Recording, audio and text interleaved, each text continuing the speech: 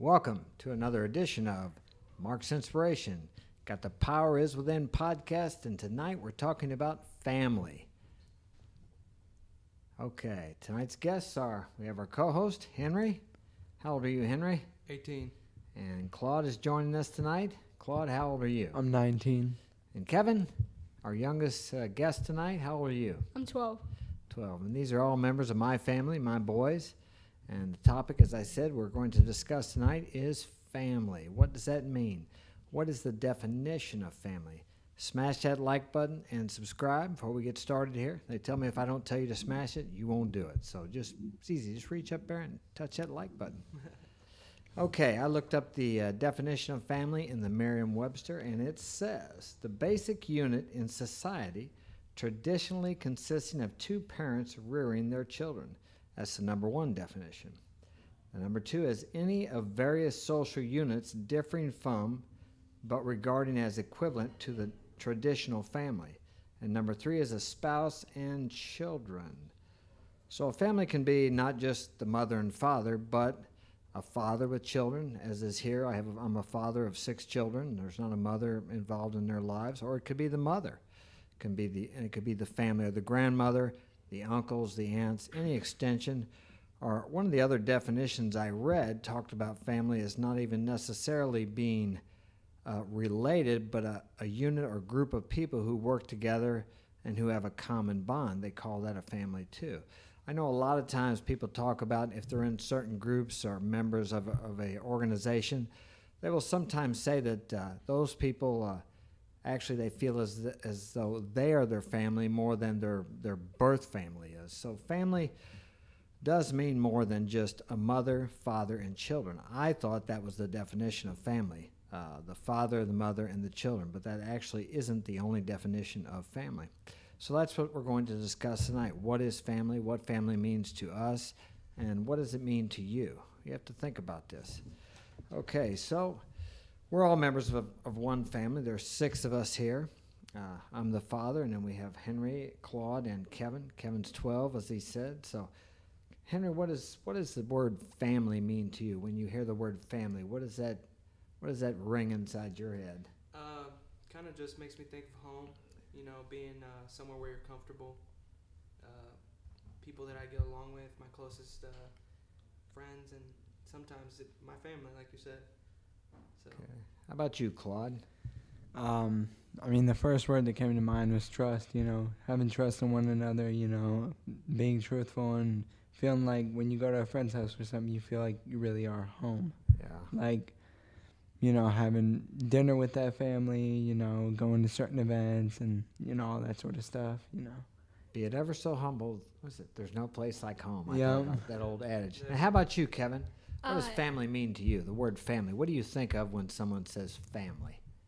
Like a safe environment where I can go and be there, where I can see my family and see sometimes my friends. Makes me want to ask you if you feel safe, and you probably think, yeah, unless my brothers are beating me up. Yeah, as a family, of course, everybody doesn't get along all the time, and we have our ups and downs, and that's the way family life is. If you look back through history, I don't know really if there is what they call a functional or a healthy functional family. They all talk about functional, healthy families, and sometimes families function pretty healthy, and maybe sometimes they don't function too healthy. Throughout history, we've had a variety of different families. The grandfather sometimes raises. You guys have a lot of friends that are being raised by their grandparents. Is that not correct? Yeah. For one reason or another, what does that entail? What situation, someone who's being raised like that, why? Where are their parents at, or what has happened? Well, for the most part, for me, I've had a lot of friends that their parents have had substance abuse or alcoholism in their family, and they just couldn't gain control of that, so they end up getting in trouble, and they end up having to live with their grandparents, which is better and safer for certain people. Right. Claude, do you have any of your friends being raised by their grandparents, or maybe someone that's not in direct, like a mother or father? Well, it's probably. I mean, yeah. There's a lot of people that are raised by their grandparents, and it's for the same reason Andrew was talking about. Yeah. Substance abuse, all that sort of stuff. Right. Or the mother and father get divorced. That kind of stuff. They don't get along. Yeah. So probably pretty much about the same thing. So would you say that the percentage of kids that you went to school with, are most of them being raised by a mother and father, their birth mother and father, or by grandparents, or by a stepfather or stepmother? What would you say, in your opinion, is most common? The most common for me is probably like step parents, like stepmother or stepfather. Like it's mainly step. Like Yeah. not a lot of grandparents or Yeah. married families. And how do you think that works for them? Do you see the effects or the pluses, the minuses? What? Yeah, definitely. Sometimes, I mean, you don't really see, like, a lot of the time, usually if it's the stepfather or the stepmother, they're not called by, like, mom or dad. They're mainly Right. called by what their names are. Right. And then there's always discussions about how this person doesn't get along with their stepmom or stepdad. It's Yeah. always Difficult situation. Yeah, Yeah. exactly. I know I've been a stepfather once. No, actually twice. Yeah. Twice, and it's a challenge to step in or step up, as they say nowadays. I don't really know if it's stepping up, but to step in there and try to be a father to kids. If the birth father is not involved, it seems to be a little easier, but it always comes back to the thing where the kids are like, "You're not my father," and you're not really. You're not the birth father. So, Kevin, how many of your friends are being raised maybe by their grandparents or have stepmoms or stepdads? Is that I have a few friends, but it's mostly their stepdads and stuff. stepdads? And sometimes their stepmom, because they probably got a divorce. Right. Yeah. But I think it would be better, at least in our case, I come to the point where I thought it would be better if your mother and I was apart, because I felt as though I was setting a bad example for what a relationship is, Yeah. because of the dissension in the household and other various factors. It was a big adjustment and difficult for you guys not having a mother, of course. But the reverse side I thought was worse, the way things were going. Yeah. So it's worked out for us. How is it for you, Kevin? You've been raised without a mother for, 10 years now. What is that like for you in school? Your friends say anything to you, or how is that? I mean, it's sometimes hard because I always think I'm gonna go home to my mom, but I don't have a mom. Yeah. Well, you have a mother. She's just not active in your life. So, and I know you, Claude, or Henry, both of you have talked about on Mother's Day, sometimes it's difficult for you. Yeah, usually for me, it's kind of a struggle during the holidays, or especially Mother's Day, because Yeah. we don't have a mom around here. But I thank you usually on Mother's Day, because you're kind of been like the mother and father. I think for you us. said happy. What did you say? Happy Mother Father's Day. Mother That's right. Father's Day during Father's Day. So Yeah. Yeah, I do the best I can, but I do realize that a single parent cannot raise children as well as two parents Yeah. working together. I mean, that's kind of the way it was meant to be, and it does work better that way, I think, but sometimes we have to make do with what we have. Claude, what Mother's Day, sometimes that's difficult for you, or? Honestly, like, I guess after a while, you kind of get used to it. You don't really think about it too much, but I mean, I have you, so that's all I got, and like that's all I need. It's probably the best thing I can have, because I would much rather be raised by my father. But I mean, don't get me wrong, I'd definitely love to have mom here, but Right. like, I guess after a while, when you get older, you kind of get used to it. Right. So it never really pops up in my mind too much during the holidays, Yeah. or during any occasions or anything like that. Now, your friends, most of course, your friends are guys, other boys. I know you had one friend, we won't mention his name, but you said, I think it was his real father, he talked, I don't know if it's his real father or not, you said he talked real badly to his father. Oh yeah. Don't mention his Yeah, name. I won't say but- his name, but Now, that was his real father, yeah, wasn't he it? would disrespect him. Now, a was lot. that his real mother Okay, so he or had stepmother? his real father and he had his real mother, but they didn't have any. He had a stepdad with his mom, with his original mom. So Okay. the guy who would talk badly to his dad. That was his real dad, and he would disrespect him. But his dad would do so much for him, take him out, buy him stuff, give him clothes and everything. Do you think it was because his dad wasn't stepping up and being the leader of the family? Because Yeah. from what you've told me, he really talked badly to his father, and I was surprised that his dad would allow him to speak to him that way. I didn't quite understand Well, I think really what it was he lives with his mother, so his mom would probably always talk bad about his dad, and whenever the kid went back to talk to his dad about it, I don't think his dad really said much. He just kind of was ignored it. Or that. So whatever. his mom and dad were separated? Yeah. Then? Oh, and okay, and his dad was remarried? No, his mom was. His mom was Mhm. remarried. She had a, could have been. husband or whatever happened to be. Because he came here quite a few times. Y'all were pretty good friends. Yeah, and then yeah, I we think he stayed hasn't together. been over here for a couple of years, Yeah. but Yeah. I wondered about that. So a lot of times from broken families, the children sometimes get resentful. Mhm. And I know sometimes they think it's their fault that the parents broke up, which it isn't. It really has nothing to do with the kids. But I know they grow up thinking that it's their fault that the Yeah. parents split up, and then they wonder what happened. And I know that must shake up the stability. Because when I was a kid, I remember my parents fighting. They stayed together.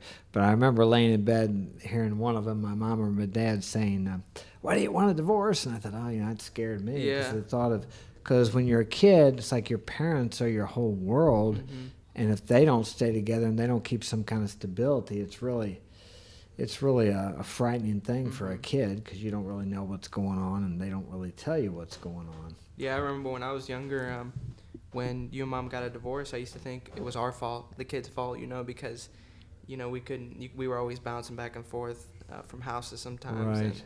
And I took on a lot of the blame that caused the separation, even though it wasn't my fault. You guys, Right.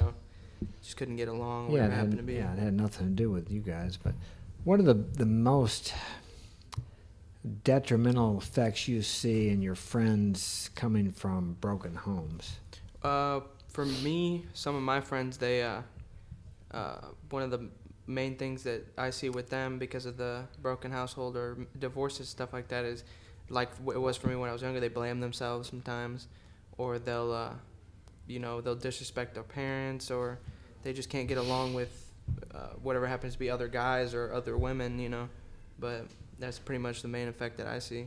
Okay, as far as the boys go, or the young men, does it hinder, you think, the relationship when they go out and interact with other girls that they're attracted to? Yeah. Is it a struggle for them to Yeah. form some kind of a bond? Or Yeah, I've noticed with some people that I've hung around before, if they don't see their mom, or they're not, they don't get along with their mom well, they're a little bit more disrespectful to certain women, and they just can't get along with them, or maybe they can't build a relationship because they don't know how to with another woman because they've never Right. had a woman around, Right.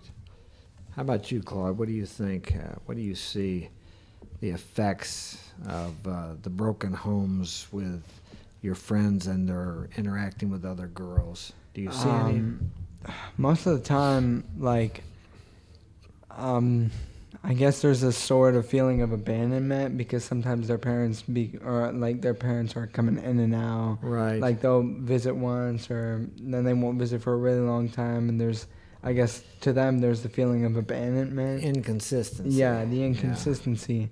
And then I think with women, it's probably about the same thing, the disrespect. I mean, it's not really mainly towards the father, because the father is most of the time there, but for women, it's, also kind of the disrespect, Yeah. because most of the time, the mother's never there, so.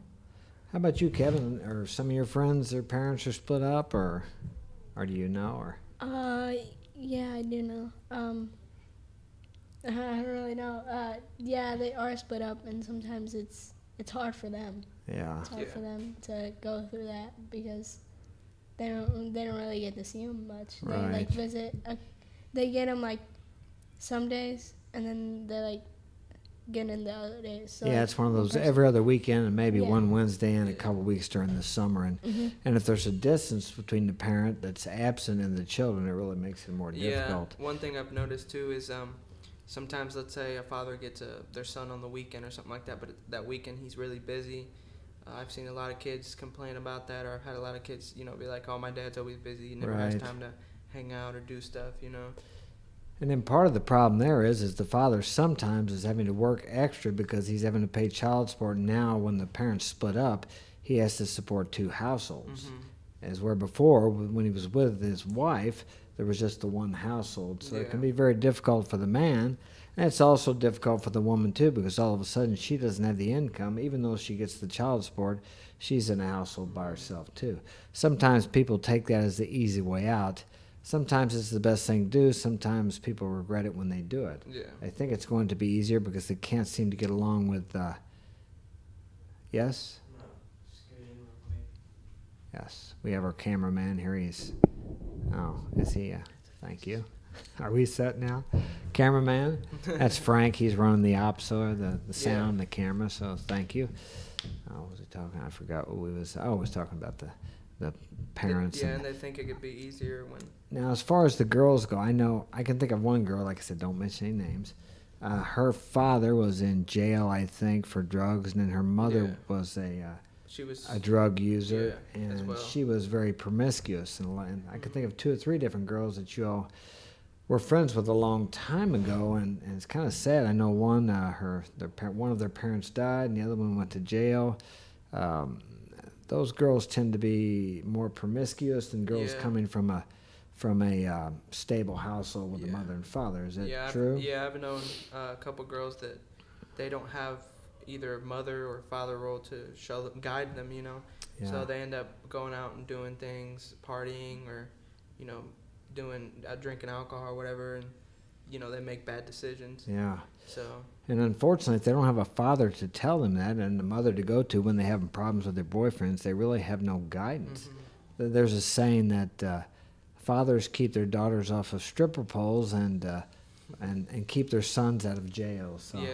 So far, you guys haven't spent the night in jail or been in jail yet, so that's good. But I didn't spend the night in jail till about 5 or 10 years ago. I stayed the night that one time. Oh, you stayed the night one time when you when you beat up the bully in the school after you told the teacher. So, but you have friends over, and how many of your friends now are out of school and seem to be doing good, working, even though they've had maybe a rough childhood with the parents being split up, or how do they adjust after they get out of school? I know a few kids that are out of school right now, and they kind of struggle. They bounce from friend's house to friend's house because sometimes they don't want to go home, and either get yelled at by mom or dad or whatever it happens to be. So they try to stay away from their household as much as they can. Right. Now, are they working? Do your friends work? Or they? I have a few friends that work. Some of them work construction and stuff like that, and they make their own money, and they go out and they enjoy themselves. They go out to eat and stuff. They take themselves. I know out. Josh works. I see Josh at McDonald's. You know Josh, don't you? Yeah, You know Josh, Kevin? Joshua. Hey, Josh, how you doing? If you're watching, Joshua? I want to do a shout out to Sparty Fortune, Team Fortune. He's going to be our guest here one of these days. We're going to fly him in and do a podcast with Sparty. And a shout out to Kevin Samuels. I've been watching him. I really enjoy him. He talks a lot about women getting together and being good wives. It seems like it's hard to find a woman nowadays to be a good wife. It's almost like it's been talked about that is something, how do I say, not to be pursued like it was when I was younger. Girls grew up, they wanted to get married, they wanted to be a wife and a mother. And now it seems like, I know you guys were in school, so you can tell me, it seems like it's more of a push towards for the women to go and have a career. Yeah. Not so much to be a wife and a mother, or that you can have it all. Yeah. Have you picked up on that message to women from the media and society that you can have it all? They don't so much. Especially nowadays too, because there's so many options for women to do, whatever they want to do, have careers or whatever it happens to be. But I personally think that a woman should maybe pursue having children and then, being a wife, and then maybe she could pursue what she wants, later on in life, Yeah, but it seems like a lot of women now are going for their career first, and they think they can wait till they're 30 or 35 before they have kids, and it doesn't seem to work too well for them once they get 35 or 40. So they always say, well, we can't find any good men. Yeah. But the good men were more available to them when they were in their early 20s. Before they hit 25, after that, they don't seem to be able to find a good man. But there are still good women out there, and there are still good men out there. But it seems to be that it's becoming more accepted for people to be, how do I say, to have multiple, or at least for girls, to have multiple relationships with multiple men. And from what statistics say, it's hard for a woman to bond with a man after she's had multiple partners, or a high body count is the term they use nowadays. So are you seeing a lot of that as you guys with younger girls, 18, 20, 21 years old, who are very promiscuous and sleeping with a lot of different guys, and they seem to think that's okay? I mean, that's okay if they want to do that, but the issue lies in most men of your age, when you got your, how close, you're 20, 21? I'll be 20 this year. I was thinking 21. I forgot how old you were. Yeah. And Henry's just 18, but even then, you've seen girls that are 18 or 20 now or younger, they've had a high body count before they ever get to be 18. Yeah. And they go from one man to another. They don't seem to stay with anybody very long. So statistics say it's hard for a girl to bond if she's had a high body count. Do you see that out in? Yeah, I've seen multiple girls that, you know, if they have a boyfriend or whatever, they happen to break up with them, they just, okay, on to the next, you know, whatever it happens to be, which isn't too well for them, because of the fact that, like you said, statistics say that, you know, they can't bond as well with other people. Right. And I've noticed that too. It's just like they can't get along with whoever happens to be. They don't try to work things out. They're just on to the next, you know. Yeah.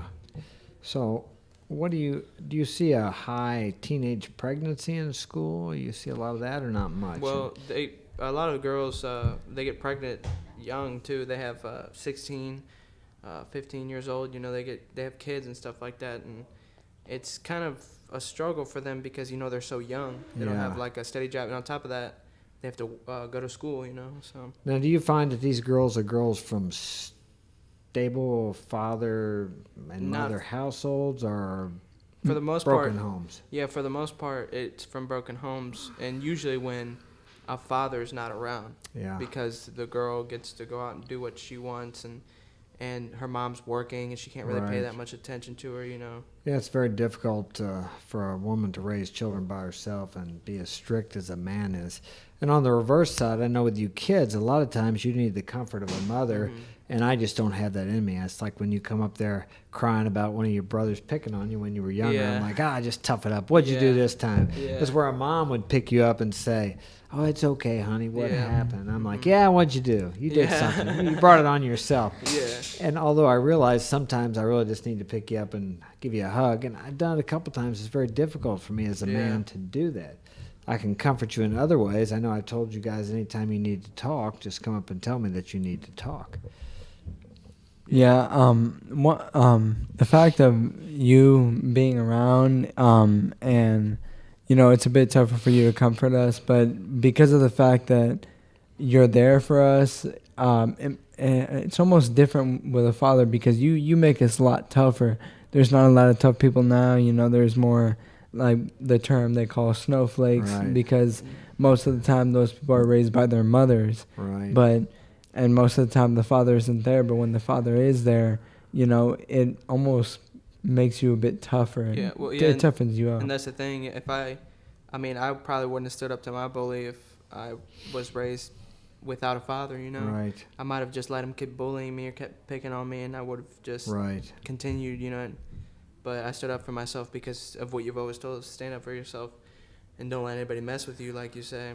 Yeah. Don't cover up when he's hitting you or whatever happens to be. Well, I think you need a male presence in the house, and you need a female presence too. But, but if you can't have both of them, I think for you boys especially, it's better to have the male presence in the house. Now, Paulina, my daughter, that's a little different. I think it's been really hard for her not having, of course, being with you 5 boys and not having a mother to talk to. I see her gravitate sometimes to friends of hers that have a mother in the house she likes to, because she can relate to them. Because I'm the one that had to talk to her and take her to get, you know, when it come that time, how do I say it, when it come to, when she became a woman, around 13 maturity, or 14, she had to go through all that, so I had to help her through that and explain to her. And and I know it's tough for her too, because we're all boys here. She doesn't have girls to talk to that she can really trust, you know. And I know she's had trouble with other girls too, you know. she can't trust other females because she says things to them, and they'll go tell somebody else. So it's been hard for her because she doesn't have a female presence in the home that she can trust. Right. So What kind of in your friends' homes, what kind of discipline do you see them using when the kids do something wrong? More so, let's start out with the homes where the boy is in the home, your friend, and he just has a mother there. What is the discipline they usually use? a lot of the time, from what I've noticed, if it's just the mother in the home, they can't really do much to the boy if he's. Does the boy sometimes? I've seen some boys talk badly to their mother, like almost talk to them like a dog. Yeah. Most of the time, the punishment is they shut off their stuff or they try to ground them, but the kids would just walk out of the house. Right. Because they have no fear. They're not no worried respect. worried about maybe getting a butt whooping or something like that, like we used to when we were younger. Yeah. But, I still use a paddle, okay? Yeah. And it's legal in this state as long as you don't leave a mark. But I'm telling you can sting a butt with a paddle without ever leaving a mark. So. I don't know about your state, wherever you are, but we still use a paddle. But I haven't paddled you guys for quite some time. Mm-hmm. But because of getting paddled when I was younger and stuff like that, I'm more respectful to you. I don't disrespect you. And if you tell me to do something, like if you tell me to stay home, I'll listen for the most part, if, whatever happens to be. Yeah, when I was young, I got a whooping from my dad. Now, it didn't keep me from doing things wrong, but I did respect the police, and I was afraid of them. But as I said, it didn't keep me from doing things wrong. Yes, cameraman, what do you need? What? It's foggy. Our camera's fogging up. We're going to wipe it off here. We're still ironing out the bugs here. We actually have an extra camera, and we had a big soundboard, and guess what? Amazon did not deliver the plugins we needed to set it up, so we're still limited with our mics here. But the next time, I think we're going to have my whole family here, and then after that, we'll start having guests in here. So, did you get it wiped off, Frank? He left the room. Frank has left the room. But yeah, it's like where were we? Discipline, yes. Discipline, yeah. For the most part, if there's no male presence in the home, it's harder for the woman to punish the boy or whatever it happens to be because he's like you said, he has no fear. Yeah. And a lot of the time, if they have no fear, they're way more disrespectful. Yeah. They're not afraid of getting whooped or something. And I've even had friends that have dads that they don't punish them either. They don't, they have no fear. Well, part of the problem is today a lot of men are afraid, or women are afraid to, because of the system and the way. Mm-hmm. I don't believe any kid should be beat. I mean, when I was a kid, we got whipped. He'd probably be thrown in jail for that now, but didn't kill us. And all the neighbor kids got the same thing when I was there. The whippings weren't near as bad as the things my dad said to me, but he did the best he could, and he probably was just repeating what he was told as a child. So it's sometimes the words are worse than anything. Yeah.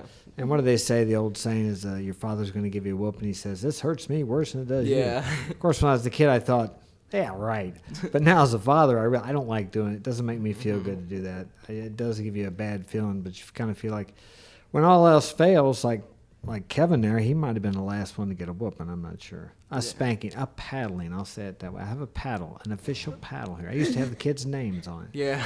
Okay, but it was only after I told him repeated times to do something, he would not do it. Yeah. And I told him I was going to get the paddle out, and I did. And I think the last time I told him to get the paddle out, he went ahead and did it. But he would not do it until I said, hey, I'm going to get the paddle out. So. One thing I have noticed is that, whenever kids are raised by their grandparents, they tend to respect their grandparents a lot more than if it was like the mother or the father and they were separated. I noticed that they respect the grandparents a lot more. I don't know what the difference within like having only the mother or having only the father is, but they tend to respect the grandparents a lot more than they would their own parent. Too. Yeah. Well, probably because the grandparents are more stable, and it's actually they're together. And a lot of times the grandparents, the older people, come from a different time, and they're stricter. Because I feel like kids even though maybe they want to go do their own thing, when you're strict with kids, they respect and love you more than if you just let them do it. Because there's been times when I just kind of let you guys go and do what you wanted to, and I don't feel you respect me near as much as when I cracked down on you and made you do this or that, or made you come home or whatever it was you were doing. Because if you really care about someone, you're going to watch what they're doing and take care of them. Hey, where are you going? Who you talking to? You need to get home. You're supposed to be home at a certain time. So, Yeah, definitely. Kevin? Kevin? Yes. Are you with us? Yeah. What's your thoughts on all this? I don't know. It's a lot of stuff to To Yeah, well, remember, yeah. process Yeah. because just to try to understand what you guys are like. It's like hard to like process the stuff you guys are like talking about because I don't know much stuff. Okay, well, tell me this. What's your biggest challenge here in the family? What's the hardest thing for you? Besides for getting me to give you money. Getting The neighbors honk his horn. Go ahead. getting tougher because I get picked on and stuff, and I need to like every time if I take that in, I'll be able to like Picked on here at the house from your brothers or at school? like here. Oh, okay. Yeah, I seen you stand up to Frank the other day. That's pretty Yeah. good. That's proud of you. None of you guys have really beat on each other, so No. that's good. I used to wrestle with my brother, but we would never hit each other. But he would get me down and slap my face and humiliate me. And I wanted to kill him, but I couldn't do it because I couldn't get up until he let me up. So I know what it's like to be a little brother and get picked on. Yeah, he's the youngest out of all of us, so I Yeah. think probably one of the harder things probably for him is just being the smallest kid, the smallest one out of all of us. Right. I know sometimes when I've picked on him before in the past, he'll charge me, and I'll be able to hold him because I'm way bigger than he is, but then he gets more mad. Yeah. He just wants to rip my head off, and I just know it, but I'm Yeah. just sitting there, oh, I'm tougher, I'm bigger, so. Well, I've noticed through the years that a lot of your friends like to come over here. Sometimes we've got 6 of you. Sometimes there'll be 10, 15 people here. Yeah, Kevin's got a lot of friends. Gets along with people at school. And I noticed that a lot of the guys that come over here don't have stable homes. Yeah, I've had friends tell me they like coming here because how stable and how you are. You know, Yeah. I mean, sometimes when they're doing things that they shouldn't be, like sitting on the dining room table, you'll tell them to get off, and they don't have Right. parents who are gonna be, straightforward to them like you are with us. Right. They say they like being here too because there's a variety of different kids they can talk to. And Definitely a variety. Yeah. Yeah. And even though there's not a mother here, they still feel like they're more at home over here Yeah. than if they're at a friend's house. Yeah. I mean, we've had friends stay for weeks or a few days at a time, because they like hanging out. They like Yeah. the presence of, family, which Yeah. they don't have at home or whatever happens to be. Right. So, Right. yeah. Yeah, we had that one buddy. I won't say a name, but remember he was staying here for a really, really long Yeah. time. Yeah. He really felt like he was at home here. Yeah. He'd spend the night. Like he had a lot of fun here. Yeah. It felt Yeah. like he really had a home and a family here whenever he stayed. Yeah. Well, we have stability and consistency. Yeah. I learned that from my parents. My parents set an example for me. When I grew up, I used to think, my mom never told me she loved me. My dad never told me he loved me. And I thought, but what they did do, because they didn't know, back in those days it was different. They didn't hug me. I didn't get any of that. But I hug you guys, and I tell you I love you because I told myself that when I raised up, I wanted to be different than my father was. And I tell you guys, of course, that the mistakes or things that you don't like that I do, don't touch the mic, that you don't like what I do, you can change that for your Yeah. kids when you... Yeah, I remember when I was younger, I used to, and I get whooped or something like, I'm gonna be better than you are, Pauline used to say, I hate you. You guys never did that. I did when I was younger. I guess don't- you I just don't don't remember. remember. I used to say it all the I don't time. remember that, but I remember Pauline did it, and I told her, I said, come here. I said, one of these days, I said, don't do that. I said, because if something ever happened to me and that's the last thing you say to me, you're going to Yeah. regret it. So she quit saying it. Yeah. I mean, I knew she didn't really hate me, but I didn't Yeah. want her to feel bad if something happened to me. Yeah, So. definitely. Yeah, I know. When I was younger, I would get punished and everything, and you would always used to call me bullheaded, and I'd be like, we'd argue or something, and I'd try to make an excuse. I'd be like, but, and you'd be like, no ifs, ands, or buts or something like that. You used to I don't tell remember me. calling you bullheaded, but I remember one day I was arguing with Frank, and I said, you're so bullheaded, and it just like rang in my head. I haven't heard that since my mom used to call me that, or my Yeah, dad. You're so yeah. bullheaded, because I was very stubborn and self-willed.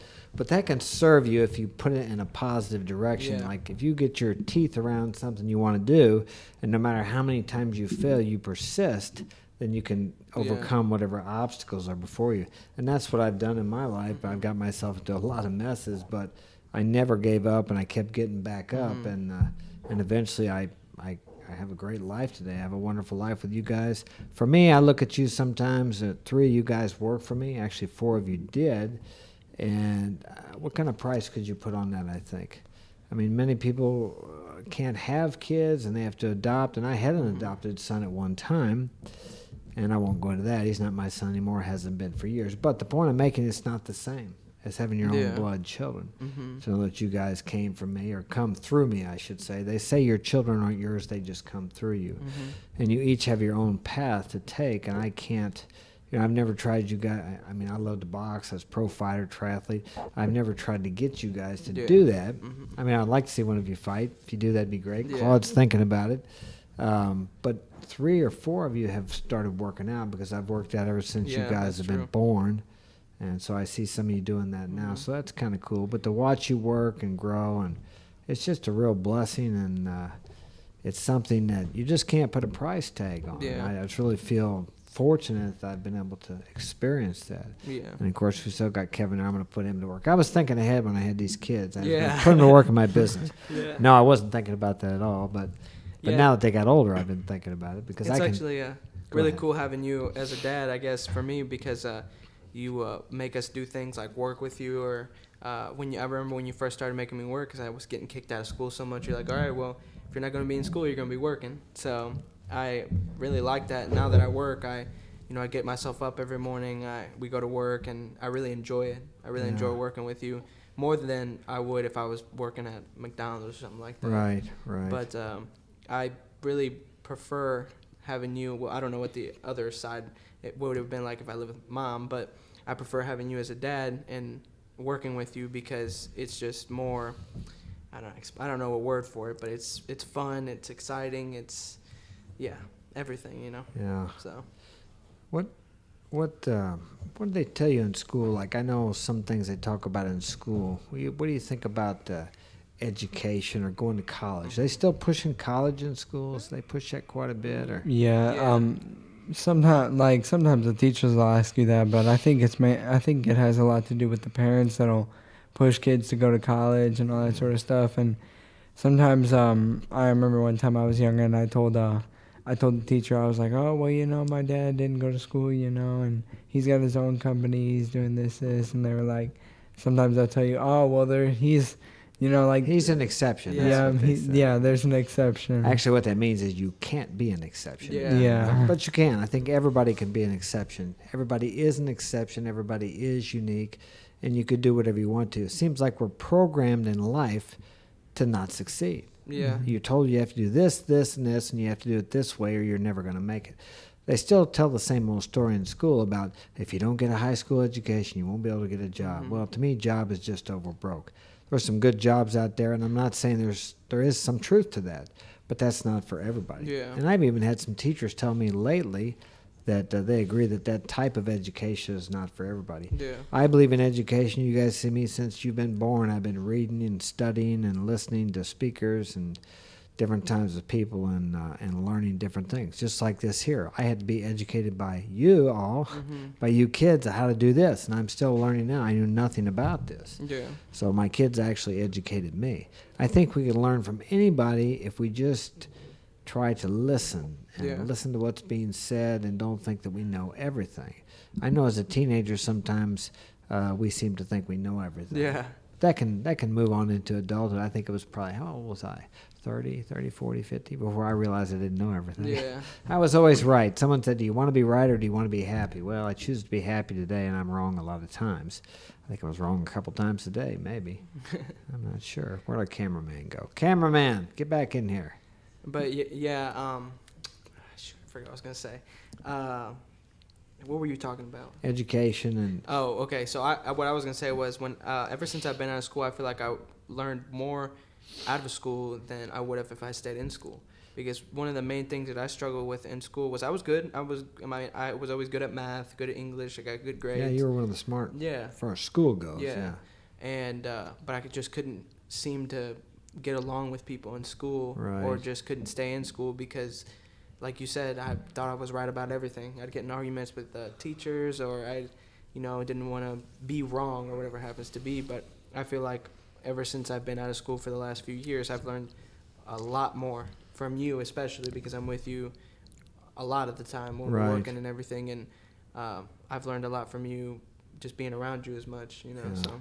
Well, back in the old days in families, the kids would work on the farms or in the business of the parents. Yeah. So they actually learn by example. So that's where we're really fortunate, is you guys can work for my company, and you not only learn the skills that we need to do the job, you learn how to deal with people. Mhm. It takes all the skills. You see how I deal with people, with customers that are easy to deal with, customers that are difficult to deal with, customers that are struggling, customers that have a lot of money, all different kinds of customers. Yeah. So that's a very important thing in life. They say that 85% of your success will be directly proportional to your ability to get along with Mhm. people.